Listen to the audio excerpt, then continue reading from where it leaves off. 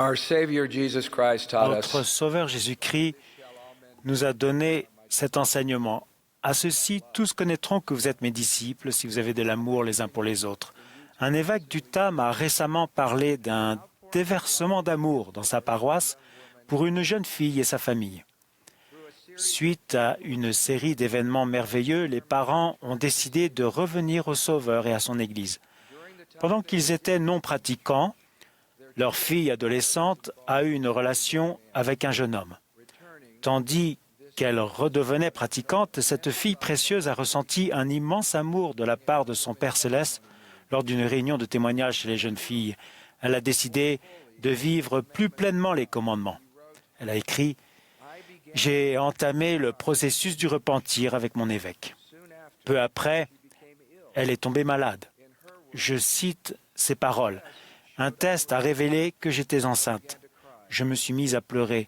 Mon père m'a prise dans ses bras et m'a assuré que tout irait bien. Mon petit ami m'a demandé de me débarrasser du bébé. J'ai refusé. » Elle poursuit. « J'ai reçu tellement d'amour et de soutien de la part des membres de notre paroisse. C'était bouleversant. Mon évêque et la présidente des jeunes filles se sont surpassés pour me montrer leur amour et leur soutien. J'ai vu la main du Seigneur nous guider, ma famille et moi. Une paroisse comme la mienne est la famille dont tout le monde a besoin, surtout une jeune fille dans ma situation. » Cette jeune fille, sa famille et les membres de sa paroisse ont accueilli avec amour son petit garçon en février. Le président Nelson a dit « La marque de l'Église vraie et vivante du Seigneur sera toujours un effort organisé pour veiller sur tous les enfants de Dieu, les servant avec bienveillance, un par un, tout comme il l'a fait. » Lorsqu'une femme célibataire découvre qu'elle attend un enfant non prévu, des problèmes de santé, des troubles spirituels, de la honte, des soucis financiers, des questions sur les études, l'incertitude de pouvoir se marier et la tristesse de rêves brisés peuvent, dans un moment de détresse et de perplexité, conduire une femme réfléchie à prendre des mesures qui lui apporteront un chagrin et des regrets profonds. À toutes les personnes qui m'écoutent et qui ont éprouvé le chagrin et le regret profond d'avoir subi un avortement ou d'y avoir participé, souvenez-vous que, bien que nous ne puissions pas changer le passé, Dieu peut guérir le passé. Le pardon peut venir par le miracle de la grâce expiatoire du Sauveur si vous vous tournez vers lui d'un cœur humble et repentant.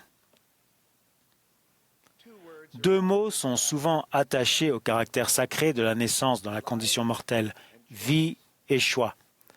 La vie est une partie très précieuse du plan parfait de notre Père, et par son décret, nous chérissons la vie, nous la préservons, et nous choisissons la continuation de la vie une fois conçue. Nous chérissons aussi le don du libre arbitre moral, et nous cherchons à soutenir les choix justes et approuvés par Dieu qui mèneront au bonheur éternel. Lorsqu'une femme et un homme se trouvent dans une situation si délicate, confrontés à une décision aussi grave, servons-les ensemble pour leur être une bénédiction spirituelle, émotionnelle et financière, afin qu'ils ressentent l'amour du Sauveur. Et comme l'a dit frère Eyring, pour que cela apporte un ajustement clair à leurs yeux spirituels, afin qu'ils passent de ce qu'ils pensent voir à ce qu'ils ne peuvent pas encore voir. Frère Oakes a dit « Notre attitude à l'égard de l'avortement n'est pas fondée sur la connaissance révélée du moment où la vie dans la condition mortelle commence. Elle est définie par notre connaissance que tous les enfants d'Esprit de Dieu doivent venir sur cette terre dans un but glorieux et que l'identité individuelle a commencé bien avant la conception et continuera pendant toutes les éternités à venir. » La parole du Seigneur concernant les enfants à naître, que la première présidence et le collège des 12 apôtres ont exprimé, n'a jamais varié et fait écho aux paroles des prophètes à travers les âges. Ainsi, le Seigneur exprime clairement ce qu'il attend de nous. Les membres de l'Église de Jésus-Christ des Saints des derniers jours croient que la vie humaine est sacrée. C'est pour cela que l'Église s'oppose à l'avortement pratiqué pour des raisons de convenance personnelle ou sociale et recommande aux membres de l'Église de ne pas se soumettre à un tel avortement, de ne pas l'accomplir, de ne pas l'encourager, de ne pas y participer financièrement ni de prendre des dispositions en ce sens. Le Seigneur permet certaines exceptions lorsque la grossesse est le résultat d'un viol ou d'un inceste, ou un médecin compétent juge qu'il y a un grand danger pour la vie ou la santé de la mère, ou un médecin compétent juge que le fœtus présente des malformations graves qui ne permettront pas au bébé de survivre après la naissance. La première présidence poursuit, « L'avortement est un sujet très grave. Même dans ces situations rares, les personnes responsables ne doivent l'envisager que lorsqu'elles en ont reçu la confirmation par la prière et après en avoir discuté avec d'autres personnes. Il y a 30 ans, les prophètes du Seigneur ont publié une déclaration au monde. Elle disait ceci. « Nous déclarons que Dieu a ordonné que les pouvoirs sacrés de procréation ne doivent être employés qu'entre l'homme et la femme, légitimement mariés. Nous déclarons que la manière dont la vie dans la condition mortelle est créée a été ordonnée par Dieu. Nous affirmons le caractère sacré de la vie et son importance dans le plan éternel de Dieu. Le commandement de prendre soin et de protéger la vie des enfants à naître n'est pas une position politique. C'est une loi morale que le Seigneur a confirmée par l'intermédiaire de ses prophètes.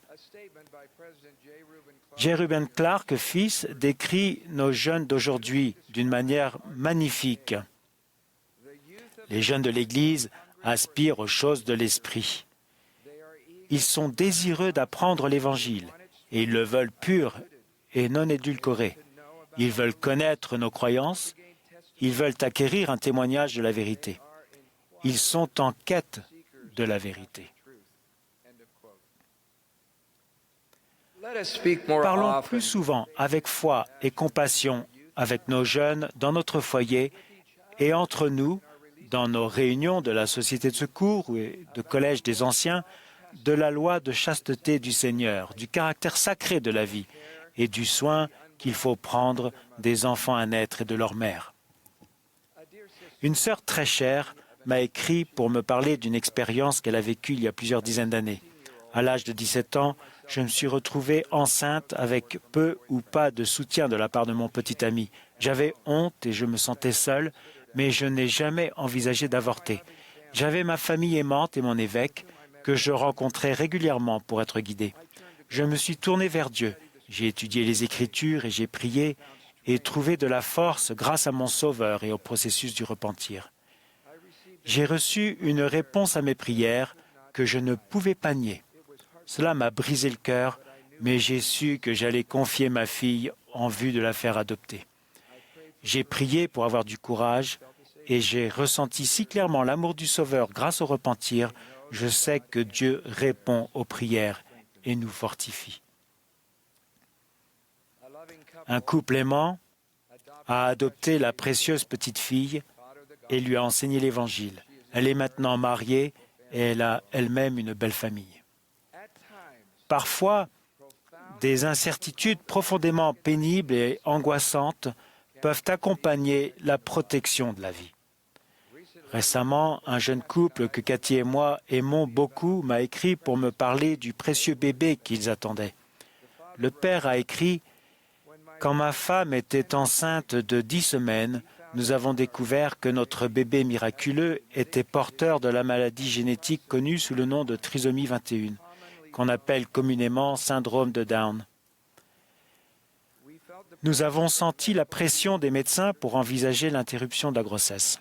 Quelques semaines plus tard, nous avons découvert que notre enfant à naître aurait besoin de subir plusieurs opérations du cœur au cours de sa première année de vie. Tout au long de ce processus, en priant avec ferveur pour obtenir l'aide divine, nous avons senti l'Esprit nous réconforter. Nous avons reçu la révélation et la compréhension que notre fille est une enfant d'élite de notre Père céleste et qu'elle a un immense désir de faire partie de notre famille et de venir sur terre. La mère de ce bébé a écrit « Nous avons été profondément choqués, perturbés et réellement dévastés par la nouvelle. Quand j'étais enceinte de 14 semaines, nous avons découvert que notre bébé avait de multiples malformations cardiaques congénitales, dont une qui pouvait être mortelle. Nous avons vu d'innombrables médecins et spécialistes de 10 à 18 semaines de grossesse. À chacun de nos rendez-vous, on nous a demandé si nous voulions poursuivre la grossesse ou l'interrompre. Le Sauveur a guéri mon cœur et m'a donné un sentiment de paix et d'enthousiasme au sujet de notre petite fille.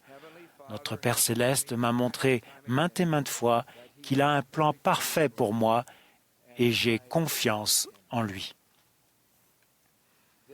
Ils ont accueilli avec enthousiasme leur petite fille il y a exactement une semaine aujourd'hui.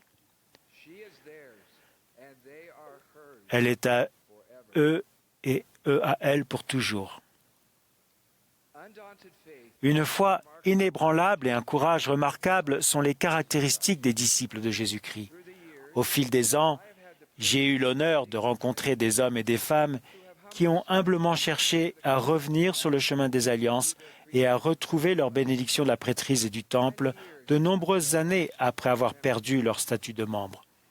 Un jour, on m'a demandé d'avoir un entretien avec un homme au nom de la première présidence pour le rétablissement de sa prêtrise et de ses bénédictions du temple. Après son mariage dans le Saint-Temple et après avoir eu 3 enfants merveilleux, cet homme avait été infidèle à sa femme et à ses alliances sacrées. Une femme célibataire était tombée enceinte et avait voulu se faire avorter. L'épouse de l'homme, une sainte, a supplié la femme de laisser le bébé naître et lui a promis qu'elle l'élèverait avec ses propres enfants après sa naissance. Avec bienveillance, la femme célibataire a accepté de ne pas mettre fin à la grossesse. Cela faisait maintenant 10 ans. L'humble sœur, assise en face de moi, aimait ce petit garçon comme le sien et m'a parlé des efforts de son mari pour réparer ses erreurs, pour l'aimer et pour prendre soin d'elle et de sa famille.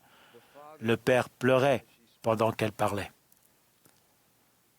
Comment cette noble femme de Dieu pouvait-elle prendre pour sien un enfant qui serait un rappel quotidien de l'infidélité de son mari? Comment? Parce qu'elle avait trouvé de la force en Jésus-Christ et qu'elle croyait au caractère sacré de la vie, à la sainteté de la vie. Elle savait que l'enfant à naître était un enfant de Dieu, innocent et pur. Mes chers frères et sœurs, la diminution de l'amour pour les enfants à naître dans le monde entier est très préoccupante. Dieu chérit la vie. Son œuvre et sa gloire consistent à apporter l'immortalité et la vie éternelle à ses enfants. En tant que disciples de Jésus-Christ, nous chérissons la vie.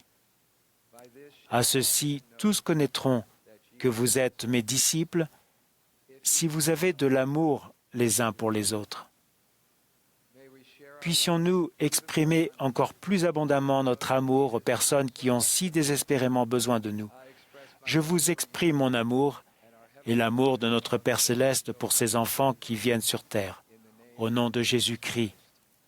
Amen.